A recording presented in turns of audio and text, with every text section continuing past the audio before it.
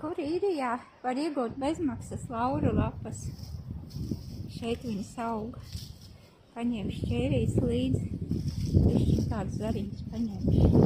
Tik daudz jau nav jēgas, jo pārāk daudz viņas nelieto.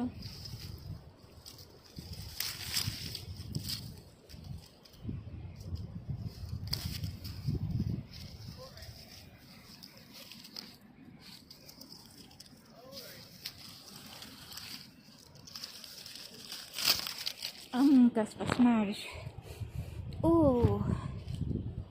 Viņas tagad pavasarī jāgriež, tad viņas ir vissmaržīgākās. Te jau viņi bija lieli tie koki izauguši, kas šeit izgriez.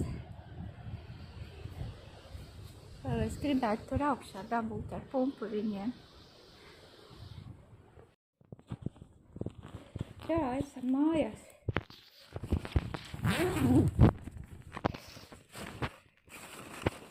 Es lieku tādā somā, rokās nenes. Tāpēc, ka te īpaši nav pieņemts iegūt dabas veltes parkā. Dabūju bišķiņu arī ar pumpuriņiem.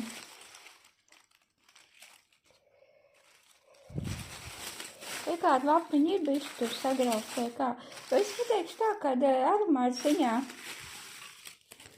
šitiem jaunajām lapiņām arī nekāda vaina.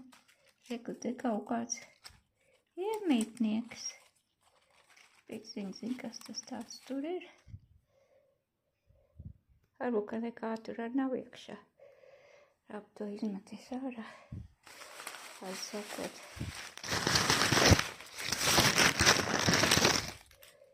Lieku šitien iekšā, lai žūst. Kāpēc tik daudz? Tāpēc, ka viņi ceļos uz Latviju. Iepriekšējo reizi es pirms 2 gadiem vācu. 2 gadus arī lietoju. Pat nelikt nekādā slēgtā traukā. Viņiem var noraut lapiņas ilgi slēgtā traukā, bet laikam man ir bijis slinkums. Un vienmēr sakot, viņi visi saglabāja aromātu kolosāli. Viņas jāņem tieši tagad pavasarī priekš visu gadu vai 2.